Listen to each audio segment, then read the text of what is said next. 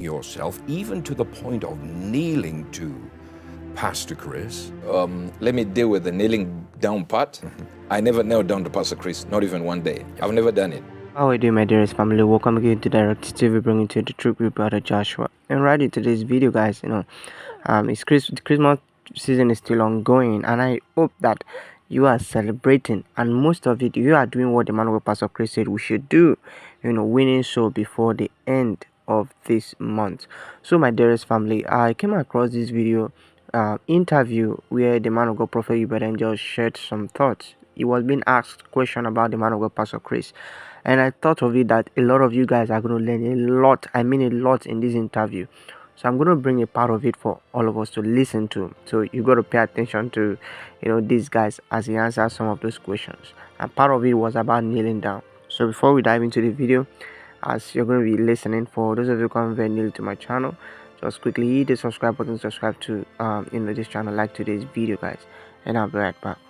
Churches, ministry, in fact, to the best of my knowledge, at one point, over 2 billion people were connected to one man of God, Pastor Chris. Yeah. Now, I know the relationship that you have with him, so I want to ask you, as we get things going, can one man really have such a global impact?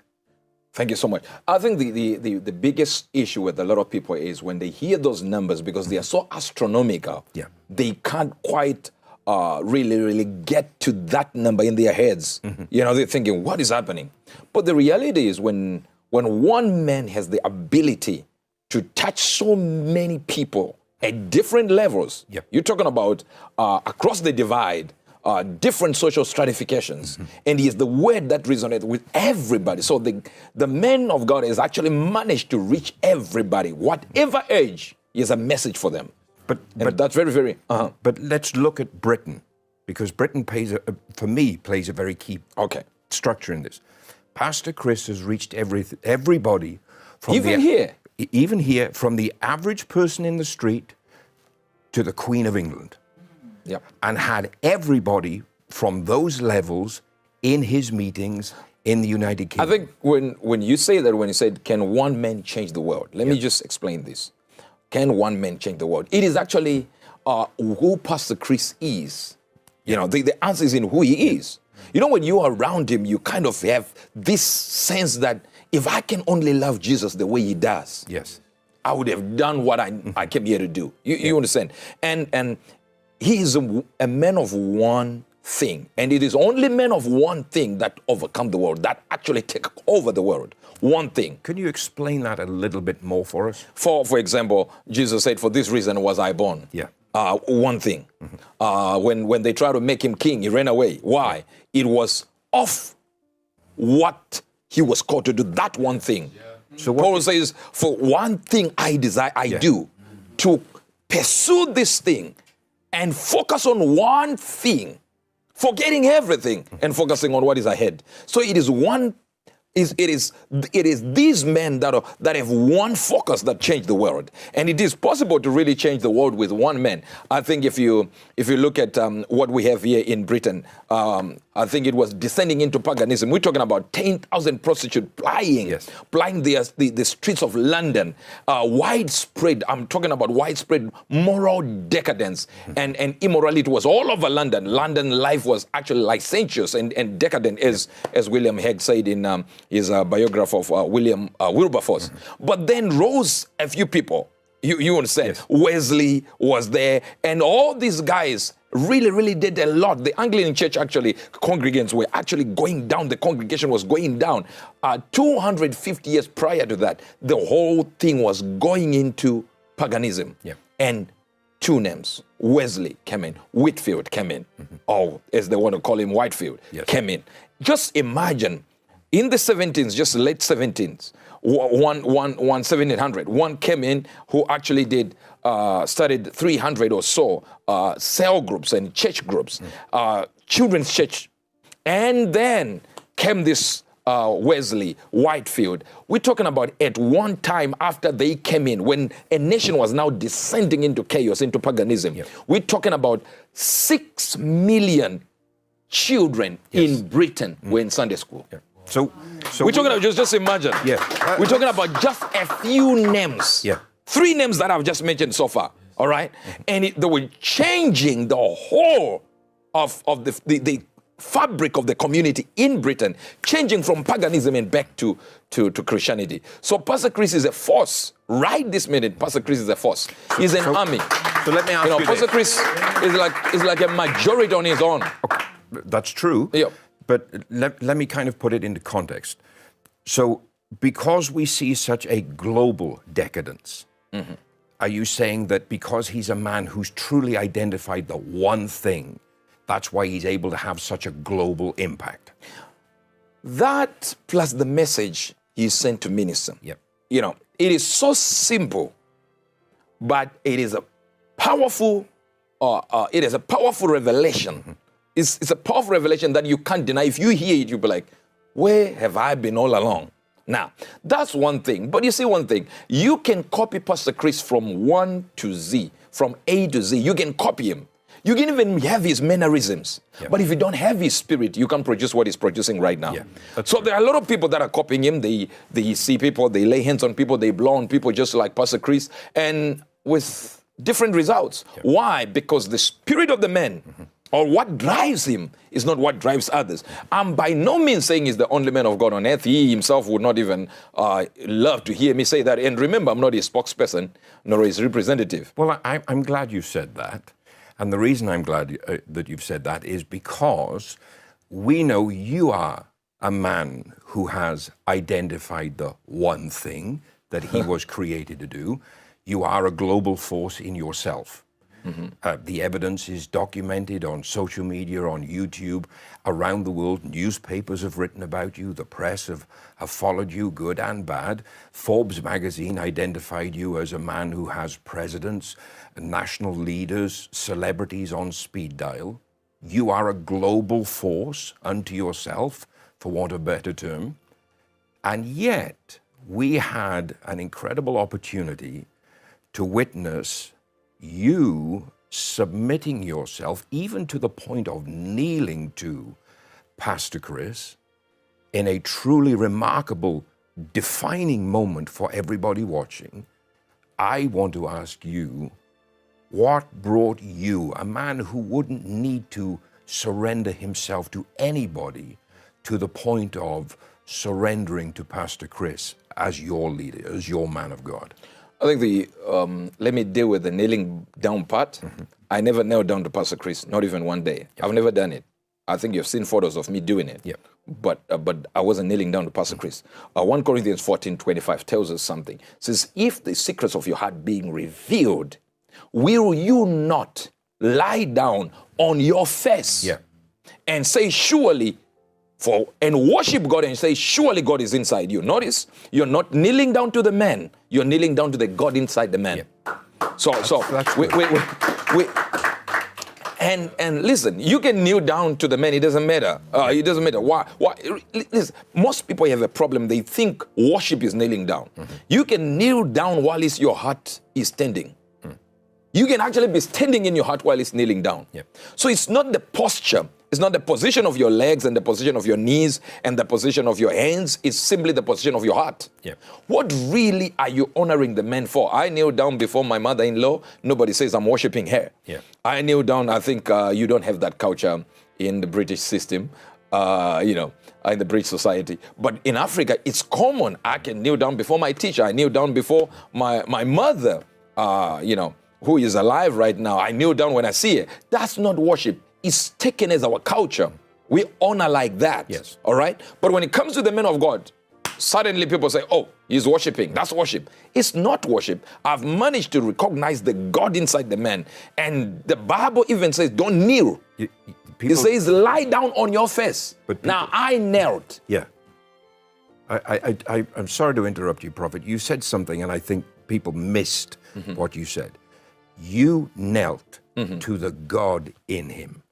Can you explain that just a little bit more? Because I think people are not quite getting that, and that's a very powerful point, because it truly is honoring both Pastor Chris and the Christ flowing through him. Yes, that's why I said.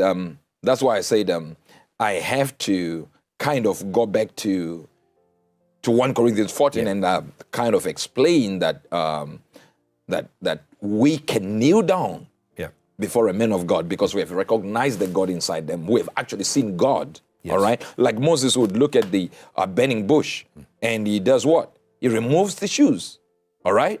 That's not kneeling down before the bush. Yeah. No. He is before the bush, but he's not kneeling down to the bush. No. Or because of the bush, but because of the God inside. Of course, the Bible tells us when you get to the book of, that's generically speaking. Yeah. Of course, I understand the revelation actually when Paul comes in, he says it was the angel of the Lord burning in the bush, not God per se as God. Yes. You know, so I understand that part. I just wanted to clear that part so your audience actually know that I'm very, very knowledgeable when it comes to who was in the bush. So then, what brought you to the point of making that decision that, like I said, when being you who I am, I'm going to submit to Pastor Chris? I think when you get to a point where you meet a man and the spirit rubs off on you, and let's go back to way back when I was growing up in the Lord with my wife, and God ministered to me that He was my spiritual father. Yeah. All right, that was way back, but I had no access. All right, and I thank God that I didn't go at that time. I really thank God that I didn't get access at that time, because if I had gone at that time, my pampers were going to fall off. I was too immature. Yeah. You know, for what I found, I was too immature. For the word that I found there was too immature. And remember, I had reached the heights also. At one time, I reached the heights of what people would call success in ministry, and where everybody's screaming your name and you're filling up stadiums and you're going to a place and everybody's mentioning you in papers and newspapers, and presidents are calling you and heads of state are calling you, and we're talking about celebrities are calling you. In fact, I would go to, at one time I was with Pastor Ricky, and we went to Hollywood. Yeah. And I remember that night, we went to this awards ceremony, and we had all these celebrities there, and they knew my name, and they were Nicodemously asking for prophecies, you know, and you would stand there and give them this. God is saying this, and this happened yesterday, and you dreamt this, and this means this, and we were so excited. And that night, I remember we then ended up at somebody else who, if I mention the name here, people will be like, no way. And I was there, and you get all these celebrities in one place, and they are known everywhere. You're talking about ladies, men, everyone. And just imagine, that's your name going up there. So your head can actually go up there. See, you understand? So there was a need for me to reconnect. But God told me something about Pastor Chris that in this, I don't think I have time in this interview to actually tell you all of it. So maybe another time. We'll do part one maybe. Well, and I'm sure that we could record until we run out of tape, as we used to say in the old days, and still not cover everything. But in everything you've said, what was the defining moment that brought you to not just knowing he's my man of God, but actually getting you to the point of the gift of access that was given to you for you to begin to understand who he is on a more personal level? I would say when the ground under you starts shaking, it's God's way of saying it's time to move. Yeah. So some people will never, you see, there are miracles, all right, that are only possible at the age of the Red Sea. Yeah. But that hasn't fully explained what I really want to know. What makes Pastor Chris so important to you? I think the question is why Pastor Chris? I think I would say I am because he is. Yeah. So listen, I was what you call sedentary, out of shape, and I developed what I would want to call sedentary body fat spiritually. So I needed a little bit of gym time, spiritual gym time. You see, I kept late hours and really for non-entities. You know, when you become too busy doing God's work, you don't even have time for God. Yes, I've been there. I know that. You've been there. That feeling too. A lot of people don't understand that until I heard God say, go back to the Genesis, go back to the beginning. Understand, when you are like what I have been, you see Pastor Chris becomes very, very special to you. I had gotten too busy with what I would call that's God's work. Yeah. Until I realized, no, it wasn't really God's work. It was actually me working and thinking God is approving of my working this hard. Trust me, I wasn't doing any other thing that somebody might think. It was simply church. Yeah. You know, when you do church so much that you forget God. Yeah, I call it churchianity. That's different from Christianity. Yeah, we become so busy in churchianity. Yes. So I needed that. I had this kind of spiritual baggage that I needed one man to unclog, so to speak. Yeah. You understand? Yes, sir. And Pastor Chris was actually the midwife to that. So, with that said, then, could you? I'm not quite sure you could quantify it in words, but how would you define Pastor Chris's impact on you personally and the change that has happened in your life since that connection? The change is very astronomical. And like I said, Pastor Chris, I always say it even to my kids, Pastor Chris was needed for me.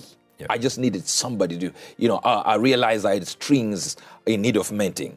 You understand? Yes. I was out of tune in certain parts, as the singer says. I was out of tune in certain parts.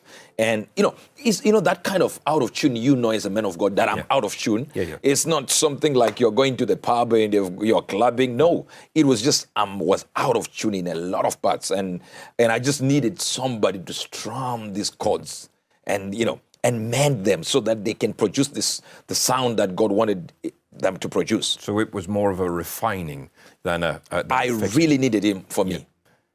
See, I think a lot of people don't understand the necessity of the mentor-mentee relationship that is obvious between yourself and Pastor Chris. And as we come towards the close of part one of this interview, I would like to ask one final question, and that would simply be, in the final few moments, can you give us a little snippet of what God has shown you about Pastor Chris? I think like I said, the things that God would allow you to speak at a certain time. So even if I'm going to really give you what God said to me about Pastor Chris today, I would not really exhaust everything. You can understand that. There are times little I would try and get to little like you would. But it's like you have to try and understand that this is something that God spoke to me. I believe you can say it this way. There are things that if they are said when people have not matured, all right?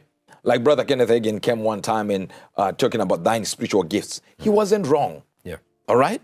That was the time, at that time, God allowed it to be taught like that. Because of the growth the church was at that time, the level that it was at that time. Then, of course, you read the book of Corinthians and then you read the book of Romans and realize, no, there are not nine spiritual gifts, there are more. It's clear. But when Brother Hagin spoke it, he said 9. So some people say, oh, Kenneth Hagin was wrong. He wasn't. It was at that time. So revelation is progressive. Sometimes if I mention exactly what God told me about Pastor Chris, somebody who has got his own church will be like, what are you saying? What do you mean? Who has got their own spiritual father will be like, what do you mean? What are you saying? Whereas I'm just talking about what he showed me. All right? So there are things that I would not really go into depth when we're really talking. But it was way back in 2008. December of 2008, and it was a time when God was really working with me with regards to a lot of this sedentary body fat that I referred to earlier on. And I was really, really deep in the things of God, just praying, trying to kind of, unclog myself. You talk about self-deliverance. You get the point. Getting deep into things and trying to bring myself back by force. As Kenneth Hagin used to say, if you can't start it in the spirit, start up in the flesh, it will wind up in the spirit. So when you see your spirit is in the wrong direction and really, really getting very clogged. And you're trying to get the flesh to force your spirit back there. But you were in a unique position because you recognize that. Yeah, There's a lot of people that don't recognize that. Yeah, because when you are so busy doing God's work, you think you're actually talking to God. Yes. Because I would go to stadiums, healings would take place, prophecies, God would still speak through me. Yep. And I would pray that prayer that you would need to pray when you are going to a crusade. Yep. And then God wanted more time with me. Yep. And I didn't have more time with him, but I had more time for him. See, a lot of people just missed what you just said. I didn't have more time with him. I had more time for him. Yeah. In other words, I was so busy working in church, having programs, teaching visitors. Around the world, people would visit around the world to the extent that even the minister of tourism in the country that I was in at that time said I was one of the biggest tourism earners. You understand? Earners when it comes to tourists in the country. Just imagine I had become a tourist attraction. Yeah. You get the point. You had a huge economic impact on the Still nation. have. Yeah. Still have. Yeah. Just now in many nations now. But still have. Nothing changed. Trust me, things have grown astronomically. We are, now watch this, we are over 150 branches now. Yep. You understand? Every continent we are there. That's right. So you understand? Every Sunday we watch it by 14 to 17 million people. That's not a small thing. It's a big thing. Yes, sir. Now, so it's not that but I wasn't getting those numbers. I was getting a certain number.